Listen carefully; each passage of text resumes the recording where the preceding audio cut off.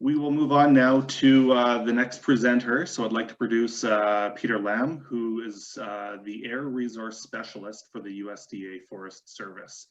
He leads the Wildland Fire Air Quality Response Program, which provides personnel technical specialists called Air Resource Advisors, smoke modeling and monitoring capabilities to develop forecasts for areas adversely affected by smoke. His full bio, again, can be found on the forum website. His presentation will be fire and the human environment. Please welcome Peter. All righty, everyone. I will share my screen right now and bring up my presentation. I want to say thank you to everyone for the opportunity to chat this morning, although I did pick up on some folks that were overseas. So it might be afternoon there, so happy afternoon. I did want to take this on, and it's really the challenge of more smoke. You know, part of the messages that I heard in some of the presentations yesterday was, and just a moment ago, was the importance of including fire in our natural environments, whether they are overpopulated with vegetation or not. Fire plays a really important and key role in this process, and so that's one of the challenges. Is that with fire, it is most definitely comes with smoke, and that's whether it is a treatment via wildfire or via prescribed fire. So a little bit about me beyond just what's in the bio that you have. I started in wildland firefighting back in the mid '80s, and did time as a hotshot out on the fire lines, squad boss, hell attack, made it up to an IC Type 3. So I started with that. But one of the things, I think it was my second year of firefighting that I started with, was a question that ultimately pointed me at this interface of fire, smoke, and our human population, whether it's firefighters or the public. And that basically became my career. And I've been in that business with my questions starting in 1986 through the present. And I've had the opportunity to learn a lot, go through a lot of public policy moves and regulations over those years, and also to help develop a program I'll talk about in a moment, and that is the Interagency Wildland Fire Air Quality Response Program that Chad just mentioned a moment ago. I am in Washington, D.C., so Chad, I could have screwed up your map there in your exercise, but alas, I didn't want to do that. So some of the challenges here, and I'm actually happy to see Sarah on the call right before me, because she helps set the stage of perception, public perceptions and expectations. And so, you know, we have kind of two tracks when it comes to fire smoke, one with prescribed fire and one with wildfire. I'm going to focus on wildfire because that's been the one that has really garnered a lot of attention, and garnered a lot of attention because of the severity, the duration, and and just how intense it can be, and how widespread the smoke impacts can be. You all, in many of the locations that were on that map and have been expressed in the last couple of days, have been the recipient of a lot of wildfire smoke, whether that's even local or long range. And it can be disruptive of life. It can last a long time. The only way to get out of it sometimes is literally to evacuate. And one may not have the opportunity to do that evacuation. It's costly. Where do you go? There have been instances in the last 5 years in the United States where I've gotten emails where people are like, I need to get out of the smoke. And I literally have to say to them, I can't guarantee a location where they're going to not have some smoke exposure. Maybe the Southwest Arizona, New Mexico, if it happens to be in August and September. But the rest of the time, it can be very, very difficult to get away from it.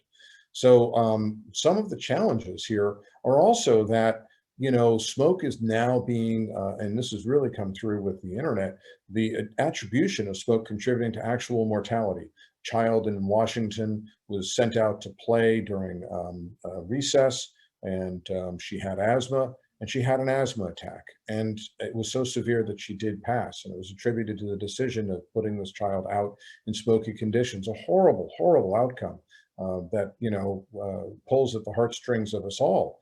And the reality is that that is a very real scenario. So smoke can have a very big effect. Um, and unfortunately, it really doesn't stop there with that child. The costs in terms of medical impacts in the United States, and I don't have this for Canada, I apologize, can be up to $130 billion a year, which by far dwarfs the cost of wildfire suppression and, for that matter, prescribed fire programs in the United States. There's estimates that this would be around 2,500 people a year based on a global model that came out. Mind you, that global model also projected, and this is from 2015, prior to some of the really big fire years, both in Canada and the United States, and about 180,000 people a year estimated to die from biomass burning because of such things as asthma and COPD, cardiopulmonary disease, and other elements which respond very effectively to the PM 2.5 that is in smoke. And unfortunately, as we look at climate change scenarios, those numbers are likely to go up. Colorado State University in 2018 did a study that peaked out 40,000 a year in the United States, a huge number. There's been some attribution studies that have happened, 2017, 600 deaths. If we do how literally they had twice the level of particulate matter in Washington last summer and fall with the wildfires, not necessarily in Washington, but just the smoke coming into the state and the pall that came into Seattle, some of the highly populated areas. My guess would be that if you doubled the PM 2.5, you would actually see quite a bit more than 600 deaths than 2017 that could be attributed in Washington. I feel very confident that the health departments there are looking into this.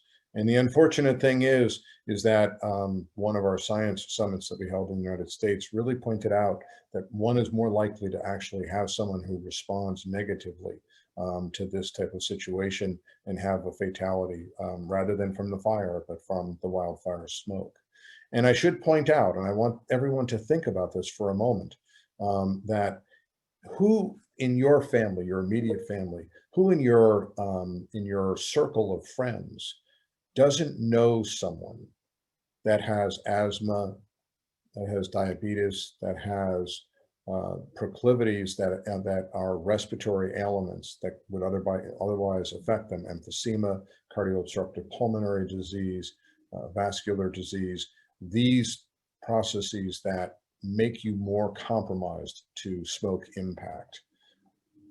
Although the number here says 1 in 3 households with respiratory issues, some of the things that I'm finding, and when I ask that question, is I think the number is actually quite a bit higher in the community. And unfortunately, that message about mortality is the shift from just the health level of impact to what I consider to be a safety level of impact. And I look at this from this lexicon, this lens of wildfire management and trying to deal with wildfire, where we have health issues and then we have safety issues. And the safety is where the mortality comes in, where the risk of a severe outcome occurs. And so this is more than a health issue when you get right down to it.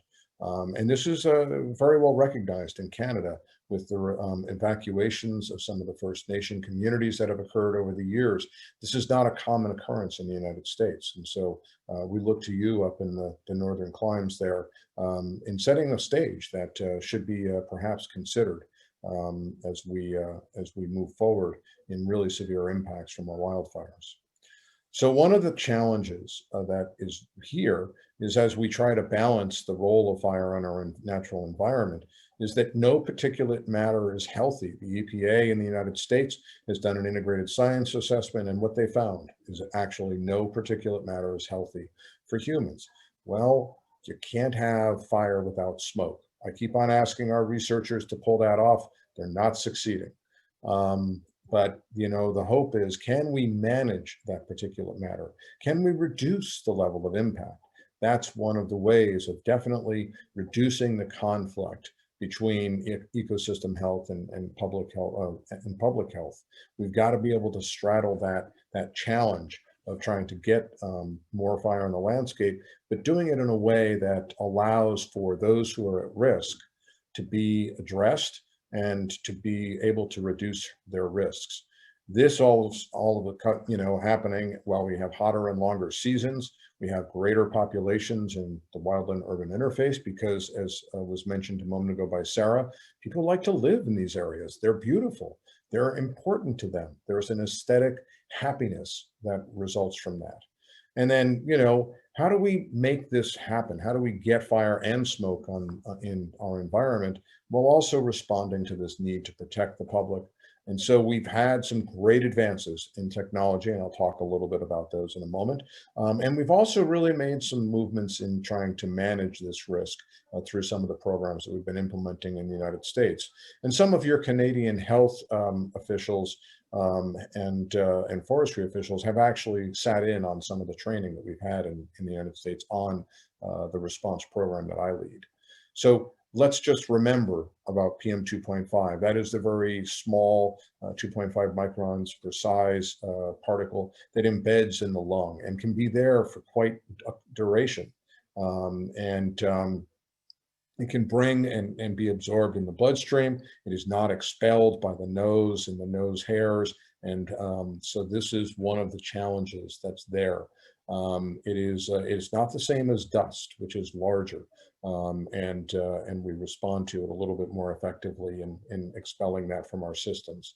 So it is a health challenge, and it's a health challenge not just for the public, but also for our fire personnel as well. So one of the challenges that we've seen in the United States with the wildfire seasons has been we are starting to now see a threshold from which we work in the United States, and you have similar thresholds in Canada, above which we consider the air to be unhealthy with the level of particulate matter in certain concentrations.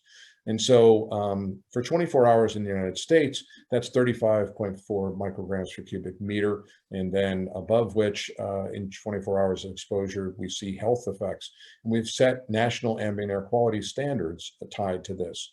And so there's a warning system called an air quality index. And I'll slide down to it, has different thresholds for that PM 2.5. And that process is important to know that there are gradations of severity. But for us, unhealthy for sensitive groups is where that starts. And then it gets worse and it goes all the way up to hazardous. And unfortunately, as I slide back in my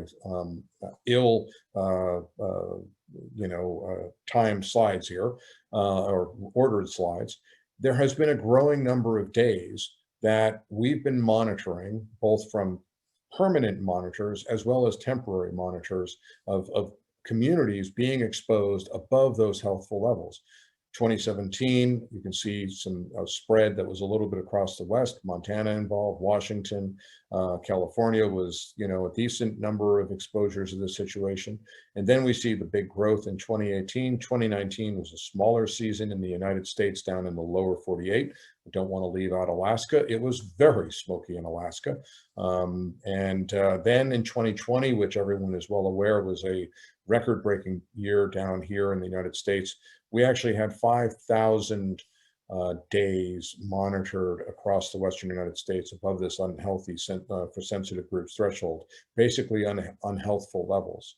And many of these measurements are in temporary monitors in locations that are otherwise not monitored by our fixed EPA, our Environmental Protection and Air Quality Agency at the state level programs. So there's lots of people that don't know what their smoke exposure has been. Some of the temporary monitors help get there, but I'll talk about that in a moment as well. But the bottom line is that this increasing exposure in the United States is not just in the United States. As we think about the growth of large wildfires in Australia, 2019 into 2020, huge exposures down there. As the chair of the International Smoke Symposium, we've been listening in that session in April of 2020. There was experiences described and information from Australia, from Indonesia, from the exposures that happen in the Arctic and the Alaskan season, Canada. We can go across over to Europe. There's been heavy exposures and mortality. Siberia was also very active. Lots and lots of different locales. This is an international challenge that's in front of us, not one that's just domestic in Canada or the US. And let's also think about one of the other attributes that's also being dramatically affected. In the United States, there's a program to protect visibility in our scenic areas called Class 1 areas, wilderness and national parks. And this shot of the Grand Canyon may be familiar to some of you. And if you get to that Grand Canyon after driving down from Canada or from Montana in the United States, and you get there and this is what you see, not much, and you're breathing smoke, it's a challenge and somewhat of a disappointment. And perhaps if you lived in California, east of California this past year with all the smoke coming out of California, you might not have seen that scenic beauty or those mountains in the horizon for 30, 60, possibly even more days. That's a pretty substantial impact. It's one that actually they're finding is leading to some mental health challenges as another health effect that is a very significant one that we shouldn't lose. But as we think about more fire on the landscape, whether it's from prescribed fire or the utilization of wildfire, there is a cost in this visibility. There is a cost in what we see in the scenic beauty. And how do we manage that? How do we balance that? There's also cost for our personnel that are charged with dealing with these fires and having months and months and months of exposure that they're being faced with. And unfortunately, in the United States and around the world, there are not a respiratory protection system, a respirator that works effectively on the fire line that doesn't lead to overheating and potential significant other health effects at this time. A really serious challenge for the public, for the personnel health and safety. So as we look at the different air quality standards that are across the United States, Canada also has several. And I point out to some Sarah Henderson's work in British Columbia. I don't know if she's on today, but here an expert from BC Health who's been very engaged in helping to move and work with Environment Canada, with Health Canada, as bringing messages forward on smoke, systems for forecasting the smoke impacts and responding with it. And so Canada, I'm on a number of calls with some of the national leadership of some of these organizations, is really stepping up what they do to warn the public about smoke impacts. And as we think about the role of prescribed fire, let's not forget about warning the public in those circumstances as well, a lesson that we've had to learn the hard way at sometimes in the United States.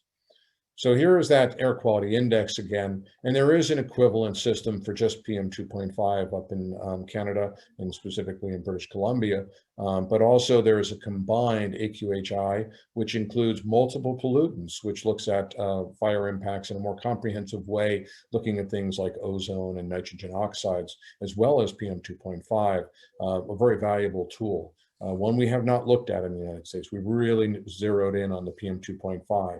And truthfully, because of the magnitude of size and impacts and the challenge of monitoring just as it is today and the costs, PM 2.5 is where we land. So we have some other challenges that exist out there. And this is the transportation challenge of fatalities and injuries from smoke on roads. Unfortunately, with these large wildfires, and unfortunately also with our prescribed fires, we've had a number of fatalities and big accidents. And so some of these challenges exist. And it's especially in the Southeast, it was mentioned with Sarah, the role of fire in the Southeast and how that moves around. But we do need to think about this particular challenge. And there are videos and there are guides that are out, and I didn't update this slide, and I should have, because the Smoke Roadways and Safety Guide from the NWCG Smoke Committee, which I chair, has been released. And it is a great tool to planning and responding to smoke on roads to help be effective for both the public as well as our fire personnel in being safe. I mentioned the challenges around personnel exposure to smoke for our fire persons. We have now in the United States actually a regulation in California and one under consideration in Washington for the protection of outdoor workers, not our fire personnel, but outdoor workers that are faced with the conditions that I've been speaking about, these days and days above the thresholds of healthful levels. And so OSHA, California Office of Safety and Health, they have passed some regulations where above the hazardous level, the outdoor workers need to be in respirators. They need to protect their respiratory health. A challenge under the COVID-19 pandemic, where most of those N95 respirators went to medical personnel. But the bottom line is that there was some proliferation of that in California last year, as I learned in some recent discussions. And so this also could be useful in the context of how we deal with this particular challenge, especially where we have long duration smoke and people that do have to sit outside and work. So as we deal with this particular issue, we also have other challenges that are in front of us. And that is, how do we increase this prescribed fire on the landscape? It's going to be a really important need to change the wildfire risk that we have out there. This is a challenge here. It's going to be a challenge where you are. It is a challenge where basically fire plays a role in the natural ecosystem. We have smoke management programs in the United States, and we have tools that fit and need to be applied. But the bottom line is, and I'll talk about this again in a moment, is understanding those who are at risk of smoke and addressing them, because those are frequently the folks that are not happy when the smoke is in the air. And one of those challenges around prescribed fire is those who are benefiting from that prescribed fire are frequently not the same people who are being exposed to the smoke. And selling someone to have that adverse impact on their life activities, their visibility, potentially even their health if they're in the valley, downwind of the forest that has that prescribed fire, that's not an easy sell. But there is some good news. We have a lot of prescribed fire councils in the United States, and it's really helped build a coalition of information and managers who are informed that use prescribed fire. And it's on a state level. We also have burn associations at smaller levels as well. And we have a coalition of prescribed fire councils that brings kind of all of these together in the United States. We look at prescribed fire use in the United States, and there's been a development of some annual reports. And good news is we are actually trying to address this wildfire risk, and we are seeing increases in our prescribed burning trend, which means that people are actually effectively getting some fire in the landscape and ultimately addressing some of the public impacts as well. Unfortunately, 2020 is not on there yet, and with the COVID-19 pandemic, there was a lot of restriction. One of the other ways that we effectively deal with smoke and impacts to the public as well as our fire personnel is the program that I lead, the Interagency Wildland Fire Air Quality Response Program. We send air resource advisors directly to incident management teams. We've got 70 different diverse folks from different agencies. They have a lot of different backgrounds, but meteorology, air quality, and wildland fire are what they deal with. It was recognized by our Congress, and we model the smoke. We monitor with some of the temporary monitors that we have and utilizing other tools, monitors that are supplied by states and the federal government in their fixed stations. We create messages, daily smoke outlook. We integrate directly with the incident management team to address the firefighter challenges of smoke as well. Overexposure, camps that are covered in smoke, people that respond to carbon monoxide, which is not something to be trivialized. We saw a lot of carbon monoxide issues last summer. People in hospitals are fire personnel from that kind of exposure as well. And then we coordinate with public health agencies, air quality regulatory agencies. And I should really emphasize, I haven't noticed a lot of dialogue with public health on this particular forum and this conference and workshop effort. Public health is a really important partner to be thinking of. In the United States, it has been a growing intersection of what we do. The example of a smoke outlook here from a couple of years ago is on your left side. We talk about what the projected smoke is, which allows people who are at risk, and the list is here, to be able to try to respond. It might be to stay inside. It might be to build a box fan with a HEPA filter on it, do-it-yourself style, keeping the smoke levels in your house mitigated and reduced. And that is also one of the ways to do this. And to do this before it is actually smoky is really a key message, because when it's smoky, how do you get out into that environment, get to the store, find a box fan, find a HEPA filter? They're probably not there. And then under COVID-19, in the beginning of the fire season, you couldn't do it. The stores were closed. So we had lots and lots of challenges last year.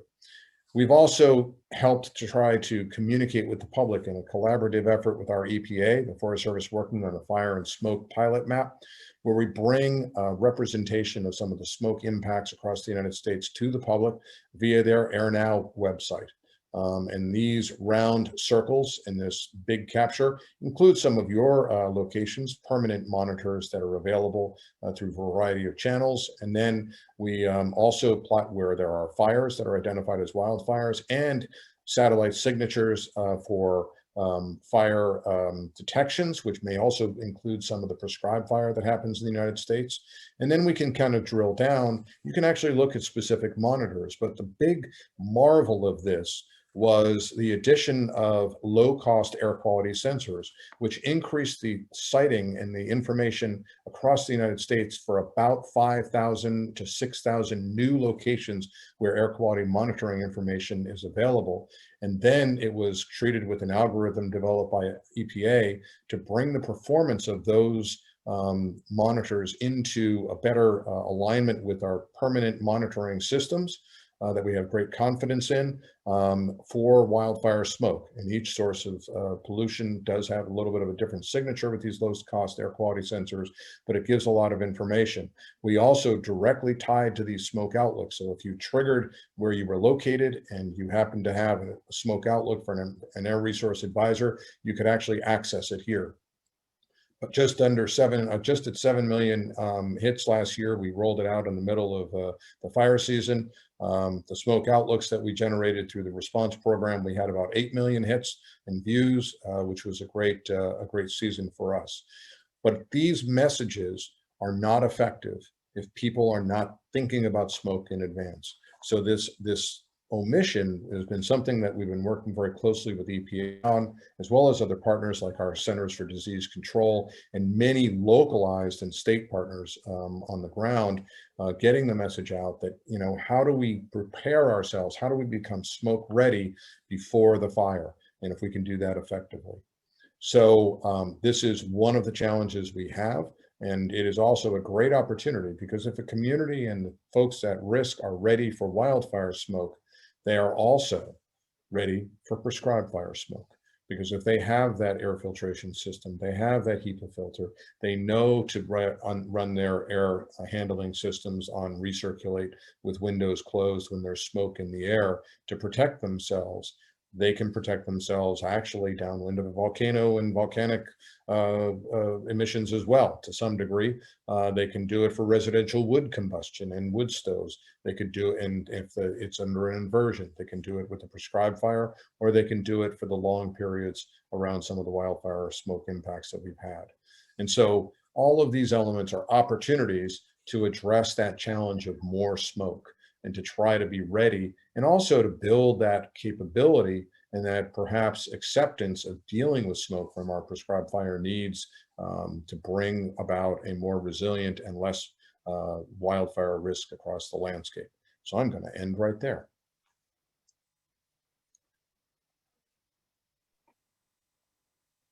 That's great. Thanks so much, Peter. Excellent presentation. Lots of comments going up in the comment box here. Again, lots of great resources being posted up there. So I encourage everybody to take a look, scroll through them, and capture the links there, the papers and information of interest to you. I think we have time just for one question for you, Peter. One that came up here was around when did the EPA last update the air quality index, and what considerations led to those changes? Okay, great question. Great question. So just recently, the National Ambient Air Quality Standards for PM 2.5, and actually all particulate matter, was revised by EPA, by the Environmental Protection Agency. Every 5 years, there's a cycle of review for the National Ambient Air Quality Standards and the criteria pollutants. And those, when that proposal comes in and there is a change to a standard, that then also includes language around the air quality index, because it will make effects to the air quality index directly. And it is actually part of the public review and scientific review process that EPA undergoes. And so with the fact that there was no change for ozone, nor for PM10, PM2.5 in the last go round, which was at the end of 2020 and in the middle of 2020, there were no changes in the air quality index at that time. That may be revisited under the new administration. I hear some noise to that effect, but I have not seen that occurring. But I believe that was one of the thoughts that exists out there. So we may have some new numbers in the not so distant future. And yes, you will see the change to the air quality index at that time. And everyone will scramble on our websites to be able to represent the green, yellow, red, purple dots that you just saw a moment ago, so they align properly. Awesome, thanks, Peter. Yeah, here in Edmonton, we're at the southern edge of the boreal forest in Alberta, and we use the Air Quality Health Index, the AQHI. And in the summertime now, it's become a regular piece of the news. Every morning they talk about the weather in the summertime, and they also talk about the AQHI. And smoke in the summer from wildfires, particularly northern boreal in the northern Alberta, Saskatchewan, Northwest Territories, blows down to Edmonton. And we have days where that AQHI is at red or even in the black. And yeah, there's regularly warnings for people to stay inside, don't exercise. Yeah, it's becoming just a regular part of summer here. So thank you again, Peter. Everybody should give Peter a big thumbs up or hand clap. Great presentation, kind of scary to think about, but appreciate the information.